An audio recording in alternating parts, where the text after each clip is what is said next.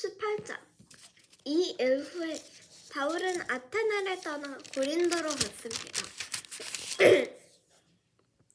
그곳에서 그는 아굴라라는 유대 사람을 만났습니다.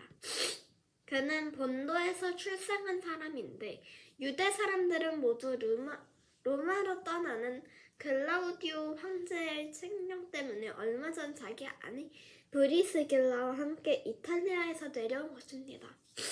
바울은 그들을 찾아가 그들과 함께 일하며 지냈습니다. 바울도 그들과 마찬가지로 천막 만드는 일을 했기 때문입니다. 안식일이면 그는 회당에서 토론하며 유대 사람들과 그리스 사람들을 설득하고자 했습니다. 실라와 디모데가 마케도니아에서 오자 바울은 말씀 전하는 데만 전념해 예수가 그리스도이심을 유대 사람들에게 증언했습니다.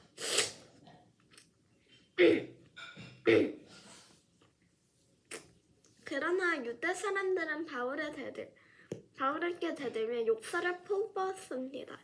바울은 자기 옷에 먼지를 떨며 단호하게 그들에게 말했습니다.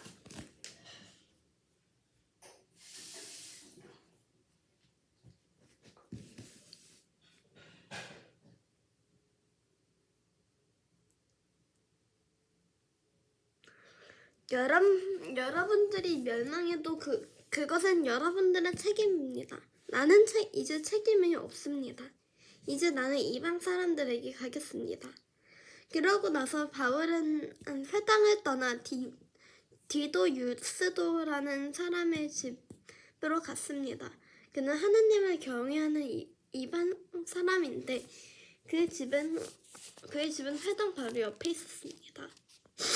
회당장 그리스보와 온 집안이 주를 믿게 됐고 바울의 말을 들은 다른 많은 고린도 사람들도 믿고 세례를 받았습니다. 어느 날 밤 주께서 환상 가운데 바울에게 말씀하셨습니다. 두려워하지 마라. 잠잠히 있지 말고 말하여라. 내가 너와 함께 있으니 아무도 너를 해치지 못할 것이다. 이 도시에는 내 백성이 많다. 그래서 바울은 그곳에 1년 반 동안 머물면서 그들에게 하나님의 말씀을 가르쳤습니다. 갈라오가 아가야 지방 총독이었을 때 유대 사람들이 일제히 듣고 일어나 바울을 잡아 법정으로 끌고 가 이 사람이 율법에 어긋나는 방법으로 하나님을 섬기라고 사람들을 설득하고 있습니다. 라고 고소했습니다. 바울이 막 입을 열려고 하는데 갈리오가 유대 사람들에게 말했습니다. 크든 작든 무슨 죄가 있어 당신의 유대 사람들이 불평한다면 내가 들어줄 만하오. 그러나 그것이 언어와 명칭과 당신의 유대 사람들만의 율법과 관련된 것이라면 당신들 스스로 알아서 해결하시오. 나는 그런 일의 재판자가 될 수 없소. 그러나 그들을 법정에서 쫓아냈습니다. 그러자 그들 모두는 회당장 소스데네를 붙들어 법정 앞에서 그를 마구 때렸습니다. 그러나 갈리오는 이 일에 전혀 상관하지 않았습니다. 바울은 얼마 동안 고린도에 머물렀습니다. 그리고 나서 그는 작은 형제들과 작별을 하고 배를 타고 시리아로 가게 됐는데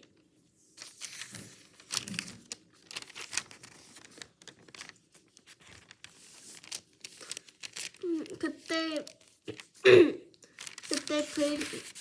브리스길라와 아굴라도 동행했습니다. 배를 타고 출항하기에 앞서 바울은 전에 서원했던 것이 있어서 겐그레아에서 머리를 깎았습니다. 그들은 에베소에 도착했습니다. 바울은 브리스길라와 아굴라를 그곳에 남겨두고 혼자 회당에 들어가서 유대 사람들과 토론했습니다.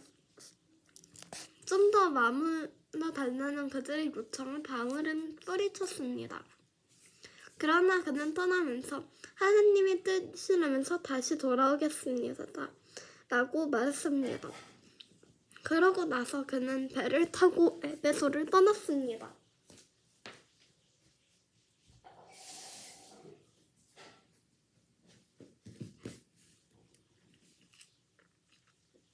그는 가이사랴에 도착해서 예루살렘 교회에 올라가 인사한 뒤 안디옥으로 내려갔습니다. 안디옥에서 얼마 동안 지내던 바울은 그곳을 떠나 갈라디아와 부르기아 지방을 두루 돌아다니며 모든 제자들에게 힘을 북돋아 주었습니다. 한편 알렉산드리아에서 태어난 아볼로라는 유대 사람이 에베소로 왔습니다. 그는 학식이 많고 성경에 능통한 사람이었습니다.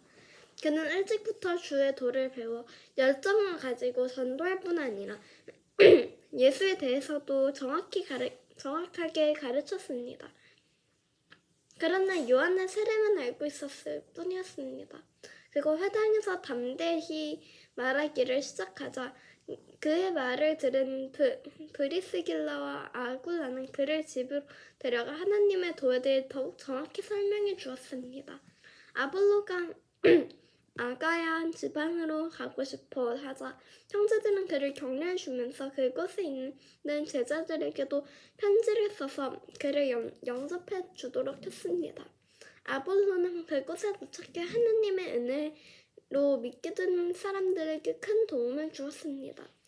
이것은 그가 성경을 가지고 있던 예수가 그리스도임을 보여줌으로써 공중 앞에서 유대 사람들을 향해 강력하게 논증했기 때문입니다.